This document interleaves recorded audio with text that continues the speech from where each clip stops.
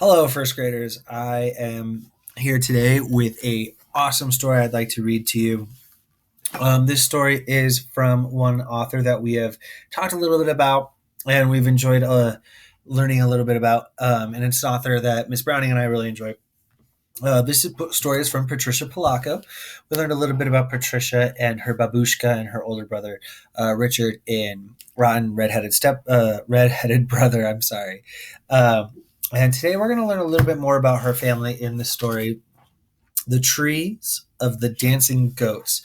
Now I chose to read this story to you today because this story has a little bit to do with some of the things that we're going through right now, and it ties into our social studies lesson that you're going to do today as well.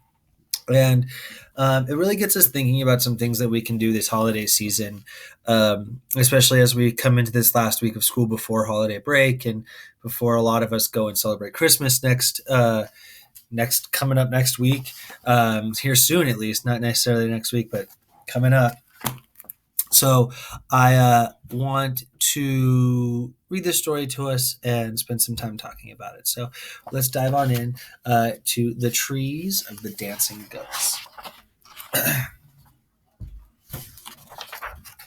At our farm just outside Union City, Michigan, we didn't celebrate the same holidays as most of our neighbors, but we shared their delight and anticipation of them just the same.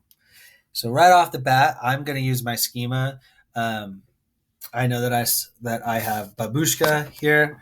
I see Patricia. I see Richard, and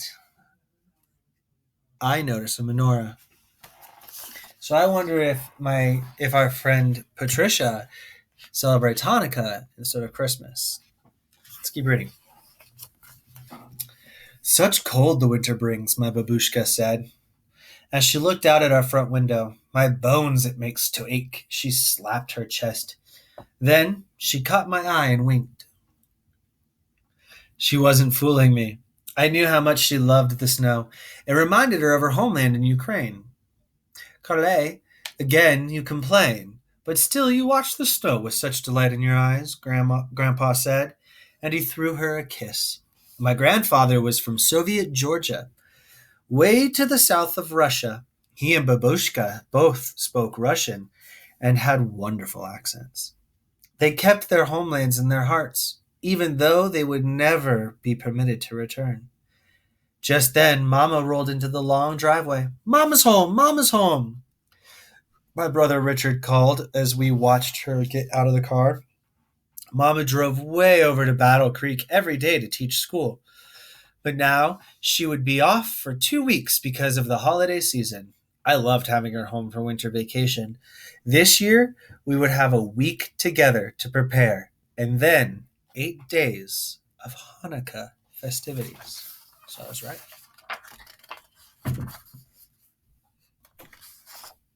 Now, some of you might be thinking, well, we've already talked about Hanukkah. Why are we talking about it again? And I want us to keep paying attention because there's a reason, and it's a really good reason why I want us to start thinking about other holidays on top of Christmas as we start to talk about Christmas this week. The next day, Mama took out our old tarnished menorah and asked me to polish it. When I rubbed, I watched my grandmother make the candles that we would put in it. Babushka tied long strings to a metal rod and dipped them into a pot of melted beeswax, and she kept on the stove. Then she hung the wax-covered strings on the wall to dry before dripping them again to add another layer of wax.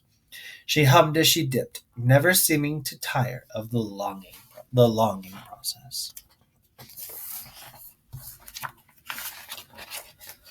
Grandpa prepared for our festival of lights as well. He carved small toys out of wood, and Richard and I weren't supposed to know that he was making them for us.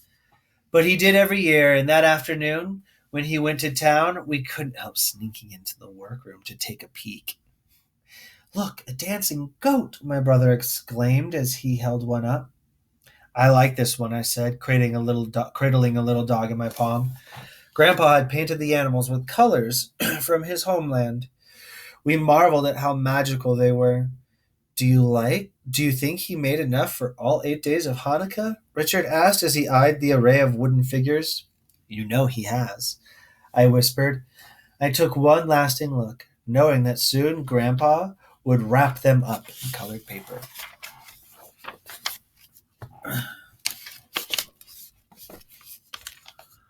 My mother called for me, and I thought she had caught us spying. But she only wanted me to go over to the Kremls for some cornmeal. The Kremls, our nearest neighbors, lived half a mile down the road. They were farmers. Like us, and at harvest time, Mr. Kreml always helped Grandpa. All the neighbors helped each other that way.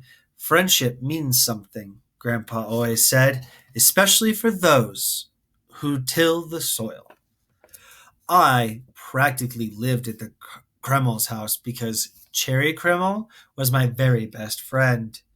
We especially loved the holiday season when I'd watch her family decorate their Christmas tree, and she'd watch my family light our menorah.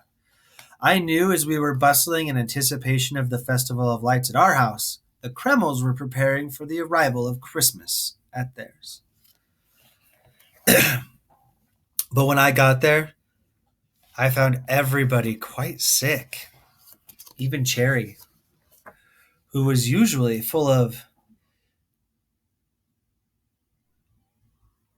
Sprinskito, as my babushka would say, and she seemed quite quiet and weak. She was crying. I hope Santa will remember where we live, she wailed. Well, why wouldn't he? I asked. Because we haven't put up a tree this year or even decorated. Papa's too sick to get out of bed or go chop one down. Then she coughed an awful cough. You might start catching on why we want to talk about this today.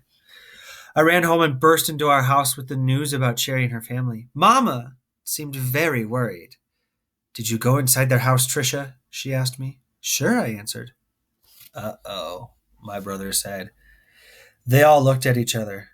When my grandfather was in town today, Babushka said very slowly, Dr. Leach told him that many families around here have come down with scarlet fever. The Kremls must have it. And I sent you there, my mother said as she rushed me to the bathroom, pulled off my clothes, and soundly scrubbed every inch of me. Am I gonna get it, Mama? I asked. It's very contagious, she answered. We'll know in a few days. Am I going to die? She asked, starting to cry. No, baby, Mama said softly as she held me close. But if you have it, it will make you quite sick. For the next few days, my family watched me carefully. Richard, of course, took pleasure in making me feel like I was quarantined. He held a cloth over his mouth and nose every time he came near me. Then he'd hack and gag, mimicking the dreadful cough and the fever. Not nice. Especially not right now. It's not an okay thing to do to somebody. As the days passed, it was evident that I was not going to get sick. But more and more reports came to us as neighbors falling ill. The Everests, the Govlocks, the Thundervalls, the Moleskis. It was an epidemic. We were all worried about our friends, but Babushka was determined that our Festival of the Lights would go on as planned. On the afternoon before Hanukkah, she bustled around her kitchen. Such latkes I'll make this year, she exclaimed, while digging for the choicest potatoes in the bin. She hummed happily as she placed the potatoes in front of me. I shredded them with great care. They had to be just right for my babushka's latkes. Mama and Babushka dressed down 2 chickens for roasting and put them in the oven. Just as the aroma of the wonderful feast met our nostrils, the sun set, and it was time to light the menorah. Grandpa recited the blessing and lit the shamas, the candle used to light all the others. Babushka put the first candle in menorah and lit it with the shamas. Then Mama told me the story she did every year of our people long ago. Tonight we are celebrating miracles, she stated. The miracle that a very small band of Jewish farmers turned soldiers could defeat a huge Syrian army.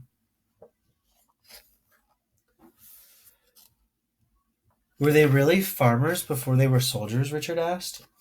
Simple farmers, Grandpa answered, just like us. They were fighting so they could worship in their own way, my mother added. Then there was the miracle of the light, my grandfather said with a twinkle in his eye. One little tiny drop of oil burned in the temple for 8 days. Such a miracle, my babusha exclaimed.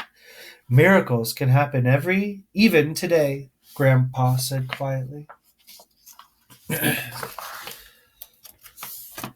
After dinner, Grandpa handed us the first of our beautifully wrapped presents.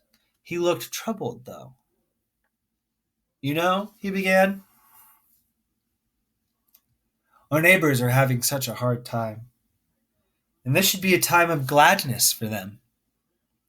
If only we could do something to make their holiday special. His voice trailed off. Babushka thought for a while. They always bring a tree into their house. Only in America does a tree grow right out of a living room floor. She rocked with laughter. Carle, we should cut down trees and take them into their houses, Grandpa announced. Babushka smiled in agreement. I'll cut them tonight. You can help, Richard, Grandpa said already, pulling out his winter coat. We can dress down some chickens and take them food, Babushka said as she scurried into the kitchen.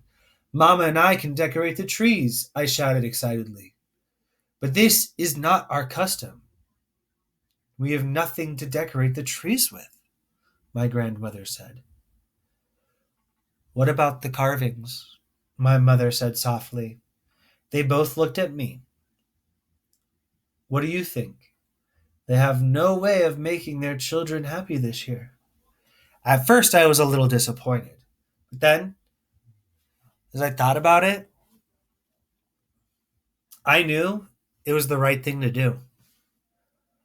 Our neighbors needed cheering, and we were just about the only ones who didn't have the fever. See them getting excited and ready. Grandpa and Richard brought the cut trees into our living room. They nailed boards onto the bottom of each one so that they would stand.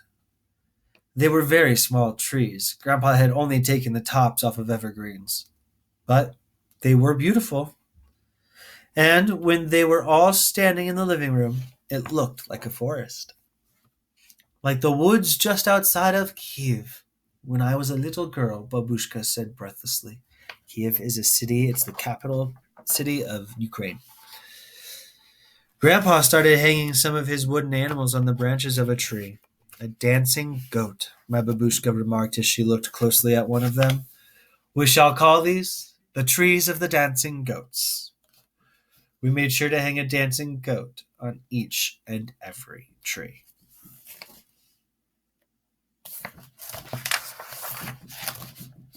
As we decorated the trees, we sang and laughed. The single candle in the menorah flickered as we rushed past it to reach another carved animal, or to paste another paper chain, or to hang on the tree. We all worked into the night. While Grandpa, Richard, and I finished the decorating, Babushka and Mama roasted more chickens and fried more potato latkes. They packed the food in baskets, and in each one, Babushka put one of her homemade Hanukkah candles, so they will have the light of their God in their hearts. And so that God will protect them and make them well again, she murmured. We loaded Grandpa's old Ford with the trees and the food baskets and sent Babushka and Grandpa into the early light of dawn with their Christmas cheer. Just like Santa, my brother said. Mr. and Mrs. Santa, I added. We waited eagerly for their return later that morning.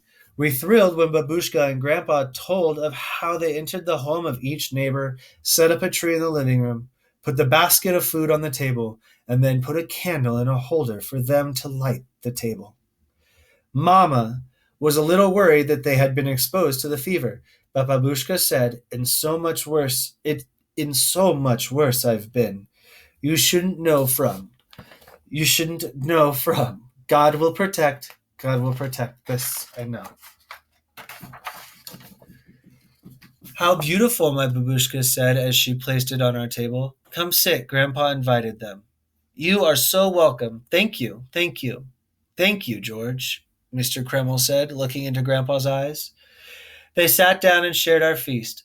By the time our menorah had been lit for an hour or so, and when we lit the candles in the new menorah, we noticed something wondrous. Look, I called out. Our old candles are exactly as tall as the new ones. The old ones don't even look burned down, Mamma said softly. Another miracle, Grandpa said. A miracle indeed, my babushka said, giving me a big hug. Then we all got up and danced and laughed together in the flickering candlelight. Our neighbors all recovered from that terrible fever. Few were left with any permanent damage. What they were left with was a long cherished memory of that Christmas when Santa really did come. And my family, too, has never forgotten that incredible winter of the fever, the miracle of true friendship, and the trees of the dancing goats. Thank you for listening, first graders. Please look for your social studies lesson today where we would talk about the trees of the dancing goats. I hope you enjoyed this and I hope you learned something today and that there's something that you could think of then use as we go through our holiday season this year in kind of a troubling time. So thank you so much for listening. Thank you. Bye.